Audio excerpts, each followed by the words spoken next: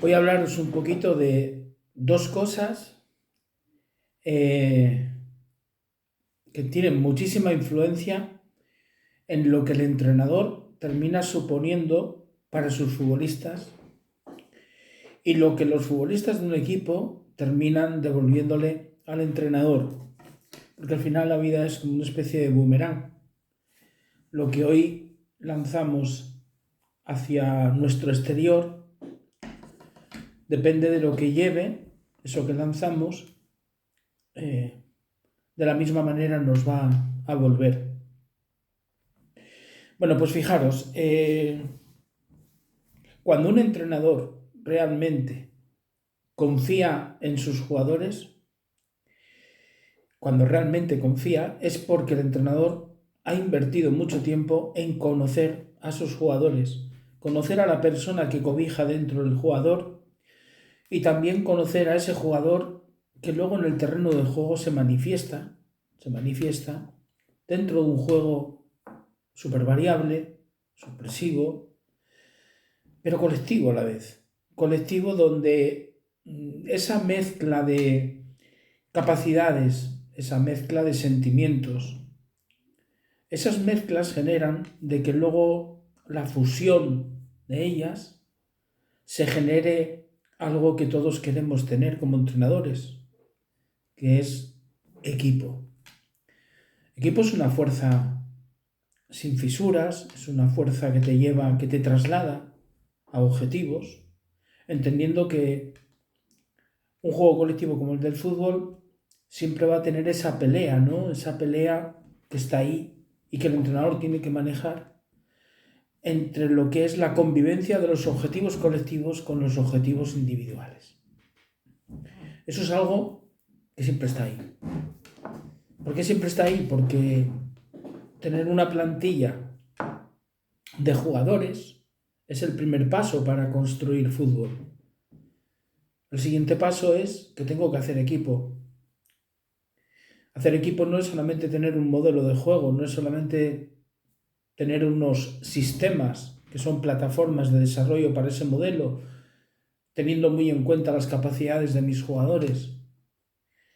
Es también tener, o generar, mejor dicho, un grupo de personas que entendiendo las individualidades, y no hablo ahora de sus capacidades, sino de lo que sienten de ser titular a ser suplente, pues que al final cuando termina un partido todos sientan de igual manera la derrota, la victoria, y que todos, mientras que están en el proceso de conseguir la victoria, que todos la quieran por el mismo camino.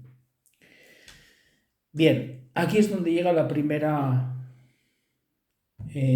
parte fundamental, yo creo, del entrenador para tener a las individualidades comiendo en tu mano. Y es conocer a tus jugadores, amarlos con lo bueno y con lo malo, y a partir de ahí generar una relación que vaya más allá del resultado. Si la relación entre el entrenador y los jugadores depende simplemente del resultado, aunque ganes todos los domingos, hay una parte de la plantilla que no eres capaz de tener contigo, los que no juegan. Los que no juegan. Esos, los que no juegan, el día que pierdas, se convierten en un problema. Es más, un problema que va a irradiar aparte de los que están jugando. Entonces, ¿cuál tiene que ser la preocupación de un entrenador? Ganar, perder. Ese es el objetivo, ganar. Pero el proceso tiene que ver mucho más con la relación con esa persona, con la persona que cobija al futbolista dentro de ella. Y el jugador, que es persona, va a estar mucho más cerca de ti en todo momento va a entender mejor la suplencia, va a agradecer mucho más la titularidad, va a sentirse pieza importante esté en un polo o esté en el otro polo del equipo, si el entrenador es justo. Si el entrenador es justo. Entonces ahí es donde tenemos que invertir mucho tiempo en cultivarnos a nosotros mismos, en cuidar de nuestro ser y estar, porque esa justicia es la que nos va a dar fuerza cuando perdamos. Es la que nos va a dar fuerza cuando perdamos. El ser justos. Por lo tanto, el mensaje que yo tengo como entrenador tiene que tener concordancia total con lo que yo hago como entrenador. De eso tengo que cuidar. Mucho más de eso que del hecho de qué sistema he puesto esta semana, qué cambios he hecho esta semana. Lo que realmente me va a traer una relación fuerte, duradera y que me lleve a grandes lugares a través del equipo, a través de la plantilla, a través de los futbolistas, va a ser el que yo como entrenador sea justo. Ese es el primer tema. Ser justo significa ser auténtico, ser natural, entender que siempre hay momentos para la persona, no solamente momentos para el futbolista. Que si a la persona la tengo bien, el futbolista va a estar más próximo a su rendimiento óptimo. Esto es principal. Y esto no es ningún misterio, esto es simplemente pues que el entrenador se haga constantemente preguntas y que cuando hable desde el corazón, no desde la cabeza. Porque la cabeza nos puede traicionar, el corazón no. El corazón no. Ser empáticos, ponerte en el lugar del otro, ponerte en el lugar de tu futbolista. Si quieres que el futbolista se ponga en tu lugar, tú ponte en el lugar del futbolista. Haz todo lo que tú quieras que el jugador haga por ti o por el equipo, hazlo tú por él. Esa es la mejor manera de pedirle al jugador que haga todo por el equipo y que lo haga consecuentemente por ti. Bien. Ese es el primer tema que quería hablaros. Y el segundo tiene que ver otra vez con el futbolista directamente. Y es, pensamos que cuando un partido se me pone contrario a los objetivos que tenemos con ese partido, tiene que aparecer el entrenador estratega cambiando estructuras, cambiando sistemas, cambiando maneras de jugar.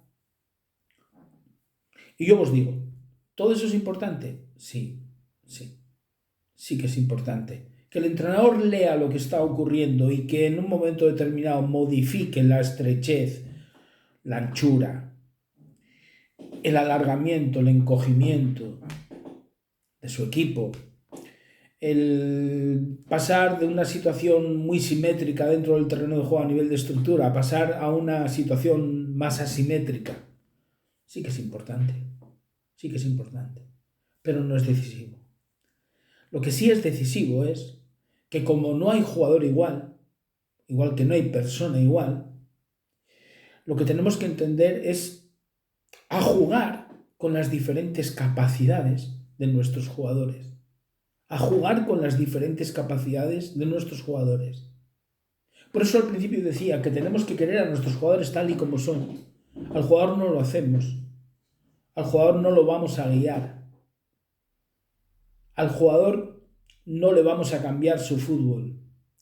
Pero al jugador sí le podemos acompañar. Sí le podemos acompañar para animarlo en un momento determinado. Sí le podemos acompañar para corregirle en un momento determinado. Sí le podemos acompañar para en un momento determinado echarle agua fría por encima. Debemos de acompañarle. Debemos de acompañarle para que no meta las piernas en el barro ese que te traga, en el barro que te traga. Podemos dejarle en un momento determinado que se meta en un barro deslizante para que se dé cuenta de que necesita de los demás. Y tú sacarle de ahí, para que luego se entregue a los demás. Por eso digo, hay que acompañarle. Pero no podemos pensar que podemos jugar por él. O que el jugador sin nosotros no es nada. Porque lo que estamos generando en el jugador es una persona con falta de autoestima. Lo que tenemos que provocar es todo lo contrario, una persona fuerte, fuerte dentro para que todo lo exterior no pueda con él. Porque luego el día que juega, en esos 90 minutos, está solo ahí con sus compañeros.